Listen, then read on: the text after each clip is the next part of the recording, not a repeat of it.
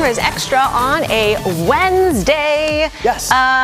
We are talking about beer and wine and cider and all the delicious things made in the state of Oregon, where we are known for our Pinot Noir, our IPAs, all kinds of good things. Yep. So there is a bill going through the Oregon State House right now. And I was just looking up who this senator or this representative is who sponsors the bill? Sponsored this. Yeah, but the gist of it is it would raise the price of Oregon-made beer and wine, the tax on a barrel of that. So a barrel is 31 gallons. It's a lot of beer. Barrel it's a lot of beer, wine. right. A barrel of beer, a barrel of wine. It's 31 It's Friday gallons. night at Nina's house. Exactly. I wish I could fit that in my kitchen. Just kidding. Shots fired. So right now, Oregon has the lowest tax on a barrel of beer and wine. It's at $2.62 that a brewery would pay for that, That's to the tax state. that the brewery pays. Correct. For those barrels. Correct. Keep going, sorry. So I was reading one brewery, I think it was Culmination Brewing or something, they make 12,000 barrels. So it's $2.60 times 12,000 is what the tax they pay to the state is. This bill wants to up that tax by $70 per barrel, so it would be $72.60 tax. That's 26 or 27 times higher. A huge increase. Yeah, I mean, I don't. What's the percentage on that? Like 700% increase or But something? then talk about what that means for your beer or wine. Like just the dude or dudette walking into the grocery store. I love that you just said that, Brenda Bryson. I love that. I'm a dude. Yeah, so it all comes down to us. Like the prices on that stuff is going to go up in order for the brewery or the winemaker to recoup that cost, because it's going to be a lot. And so they're saying like a 6-pack of beer, maybe if it's $11 now, it would go up to $16. That's $5 increase. A bottle of wine. The owner of Sokol Blosser, who we had on this very program last week, Alex. talked about a typical bottle of his wine would go up, what did I say, $11 to $16. Per bottle. Per bottle, more. Yeah. To make up for this tax. Wait, $11 more, not from $11 Correct. to $16. $11 to $16 higher than it is right now. So if you usually buy $200 bottles of wine, that may not bother you so much. For $211, but if you're buying the the $16 wine, $27 wine sounds a lot more steep. And it's only for the Oregon manufacturers, the breweries and the wineries, not for the grocery stores who stock Not stuff for California from California. wines, And not for so it would Coors only Light, penalize the Oregonian. Correct. And the reason is they want to take the money. There's an advocacy group that is called Oregon Recovers, and they want to take that money and provide more addiction and recovery services and centers for people. And they say the point of this is to raise the price on all of us. It's kind of like a cigarette tax. You know, if a pack of cigarettes costs more, you may be less likely to buy one. And they say they want underage people to be more deterred to buy beer, wine, and cider. They also mentioned as if like, drinking. an 18-year-old is buying some craft, beautifully made Oregon Pinot Noir or beer or something. article, I think they've maybe They sum it up? Yeah, let's play that. What? Can we play Devin's story? And then we can kind of learn more about it, and then you guys weigh in. Go ahead. Director Brian says, do we have Devin's package queued up? Director. House Bill 3296, introduced on Tuesday, would increase the price of beer per barrel. John Harris is the owner and brewmaster at Ecliptic Brewing. Well, first of all, it's a ludicrous tax. Oregon breweries pay one of the country's lowest taxes per barrel at just $2.60 a pop. Each is 31 gallons. Under the bill, it would add another $70 to that one barrel. That's almost a 2,700% increase. Ecliptic says they sell around 12,000 a year. This proposal would take my taxes in Oregon, which I already pay $2.60 a barrel, times whatever I sell in Oregon. That would cost me $840,000. I don't make $840,000 a year. A barrel of wine will also go up from 65 cents to $10.65 a barrel. Proponents of the bill say the tax increase is badly needed. So we've not raised the beer tax since Jimmy Carter was president. We haven't even for inflation. And we haven't raised the wine tax since Ronald Reagan was in his first term. Oregon Recovers, an addiction and recovery advocacy group, has been working on the bill for over 3 years. In 2018, Governor Kate Brown declared substance abuse a public health crisis. Oregon Recovers says the state has the third highest addiction rate and ranks last in access to treatment.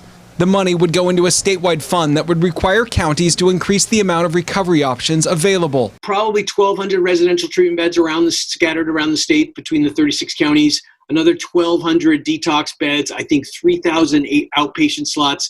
All will be created in addition to what we currently have. No doubt that if this passes, the increase in barrel costs will get passed on to the consumer. Harris at Ecliptic says a six-pack of beer will jump up probably another $3 to $4. Others say it'll impact elsewhere. When you raise prices, then people buy less, and therefore every brewery has to cut expenses, which means jobs. The bill is still in the early stages, and it has a ways to go before it passes. If it does, it wouldn't go into effect until January of 2022. Devin Haskins, KGW News. So, Nina, at the top here, we were talking about a group called Oregon Recovers. It's a statewide coalition. They are behind this idea of raising the tax on the beer and wine makers, ultimately so we can raise more money in the state for addiction recovery. Oregon Recovers is about helping people get through addiction, get to the other side. They say we have an addiction crisis. I'm just pulling this from their website real quickly before I ask the question that we're asking our viewers this morning. Oregon Recovers says Oregon ranks 47th in access to treatment. They say that we are the third highest state when it comes to untreated addiction. And it also says that addiction costs Oregon taxpayers $6.7 billion annually because of excessive drinking. The question we're asking quite simply, are you willing as the consumer to pay more for your beer or wine, and in some cases, considerably more? That $12 six-pack could be $18. Are you willing to pay more for your beer or wine at the grocery store to help with recovery efforts? Mm-hmm. But I don't understand, so somebody kind of fill me in here. I don't understand if it's just on the Oregon brewers and the wineries, how that's helping binge drinkers if they have another option on the shelf. Yes. And why can't are they not able to put a tax on, a so-called sin tax on all alcohol sales? I suppose they could, but that's not the way that this particular bill is written. Brenda. I would think you'd get more revenue if you just did a flat sin tax on all alcohol sold in Oregon, regardless of where it's made. And B, if you did that, I would think it would make mathematical sense. You wouldn't have to raise it so substantially to where you might be hurting local business. Mm-hmm. I think we all support what they want to use the money for, but I don't get why they're just targeting Oregon businesses and not just make it a flat system. Because it just makes the big guys bigger. Michael Lalonde of Deschutes Brewery makes the point it's not just consumers that are going to be hurt. And he says, quote, when you raise prices, then people buy less. Therefore, every brewery has to cut expenses, which means jobs. Mm-hmm. So that's another thing that they're worried about. It's not just that they're going to charge you or I more. It's that their employees could be at risk. Right. Losing your jobs. We're already in a pandemic. It's hard enough. You're just going to make the Anheuser-Busches of the world, bigger and stronger, and you're going to hurt locally produced. So if you guys want to look it up, it's House Bill 3296. It actually does quite a few things to kind of change up treatment in Oregon. For instance, they're going to create these addiction recovery districts throughout the state. Each geographic region is going to have something different. And it says, let's see, there will be more residential treatment beds, detox centers, and inpatient and outpatient centers all around the state. So that's what some of that money would go to, according to supporters. Mm-hmm. Joshua Madrid. Oh, good. I was hoping he'd weigh in. Joshua? We kind of knew he would. He's our local bartending friend who watches Sunrise Extra every day. Mm-hmm. Joshua says, good morning. 100% hard no on this from Joshua. He says, no matter how altruistic the reasoning, placing the financial burden on the wrong demographic of society is not the way to go. He says, while putting money into recovery and access is much needed, this is absolutely the wrong way to do it. Mm-hmm. I wonder how far this will actually get. Yeah, Devin reported it's in the very early stages. Right. I believe if it somehow got all the way to the end, it would take effect January 1st, 2022. but it's way far away from that. Yeah, I think, and I wonder what, and I can't remember what is the benchmark, and maybe to your point, Rod, of like, making it just a flat tax increase for all beer and wine and alcohol sold in Oregon, like that sin tax. I wonder if that would have to go to voters, and what is the benchmark that then kicks it to like a statewide ballot measure versus just something that lawmakers would vote on in Salem. Yeah, I mean, I think we would all support what they want to use the money for, right? I mean, to help people who have an addiction problem. That's great. I just don't get why we're making a hard target on only local business. And I guess I was curious to see how our viewers would answer when asked, would you pay more at the cash register yourself if you knew that extra money you're paying was going to support recovery efforts and addiction recovery in Oregon? Now, I guess it all depends on how much, right? Maybe you'd be willing to give an extra $1 every time you went through the cash register, no big deal. But if it's going to cost you an extra $5 to $10 or more dollars, maybe enough is enough. It's interesting. We did this story last night on the marijuana taxes in Oregon. $1 billion. $1 billion in weed taxes, and that goes to all kinds of things, including drug recovery help and schools and policing and all that kind of stuff. So weed doing quite well in the state of Oregon, but those taxes on marijuana are quite a bit higher than this, our current beer and wine tax. Heather Fields on the stream, good morning to you, says we have the highest addiction rate because they don't want to change and because we legalize other drugs. This is absolutely ridiculous. And Ashley Rose Adams says, I am getting tired of all these taxes. We need to stop all these taxes.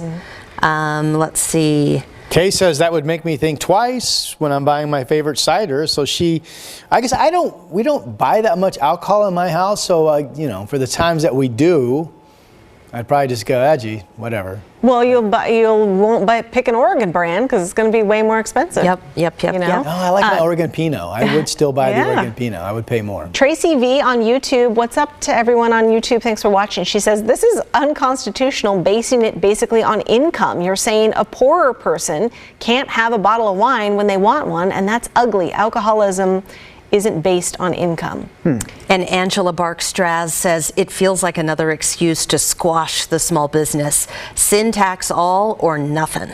Yeah, I mean, Renee says, and they won't tax local distilleries. So again, that goes to that, let's do a sin tax or nothing. Right. And it wouldn't just be small businesses. I'd say like the decent-sized breweries would also be in a tough situation if this were to go through. I don't know if we're going to run into anyone on the stream if we went for 2 hours with this topic who's going to say this bill, as it presently is written, sounds like a terrific idea. We're not seeing that so far anyways. And quite frankly, we have a viewer named Melvin Lytle. Melvin, what's up? I've seen you on the stream before. He says, he's very honest here. He says, why should everyone else be punished because some people can't be responsible? And he says, and treatment is always available. Nicholas Brent on YouTube says this tax would only further hurt our restaurant and bar industry. Steve Harris on YouTube, hello. He says, clearly people are happy to pay a weed tax. Why not alcohol? Thomas Zitting says this tax is terrible for small businesses.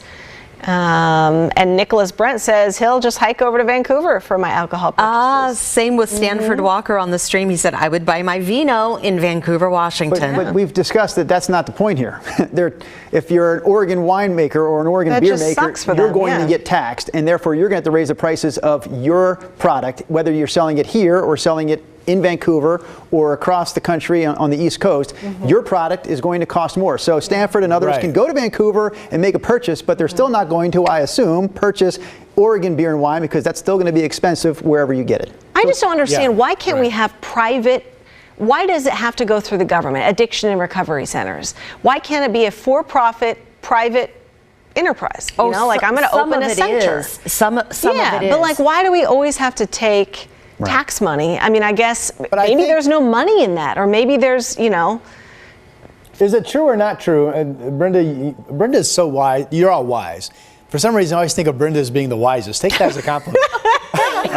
But isn't it? Not a lot to choose from here, Rod. I filled all of them. No, let me ask my question.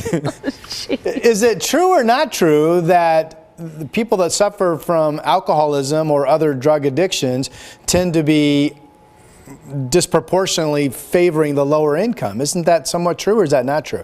So my point being, that's not true, you don't think? So. No. But certainly there are a lot of addiction people is that very would need some sort of funding, help themselves to go to these addiction centers, that wouldn't be able just to pay for it themselves. Well, some of those private addiction centers, if you look at exposés over the years, they are bad news. I'm not saying all of them, but they have really been in the spotlight for unethical behavior. Let's go Tiny B Gibbons. This is a good one because Tiny V, I know, I love that. She says, I have an addiction counseling degree and it needs to be funded because people don't have the resources for help. And then she says, I believe only 9 to 10% of the marijuana tax is allocated to the new law. Only 9%. She says, she went on to say, her next comment, Brenda, was, if it was private, it would make room for price gouging. Private, like a recovery center or something? Okay. Yes. Keith Hattori, hey, thanks for joining the stream. I've never seen your name on here. I want to know what's your brewery. He says, the timing is historically bad. My small brewery has struggled to survive the COVID shutdown as we've attempted to build out a new brewery in Southeast Portland. And now this could put many of us out of business. Give us a shout out. We want to shout out your new business name, Keith. So let us know. What's it called? Right. And apparently it's a brewery that he's already had up and running. So yeah, we'd love to give you a little love here this morning. Wait a minute. Is this right? Did you read Willie Huey's? It says, I think someone pointed out that it's only on Oregon brewers that sell to Oregon. If you sell the barrel to Washington, that barrel doesn't get taxed. Maybe that's that New York quote.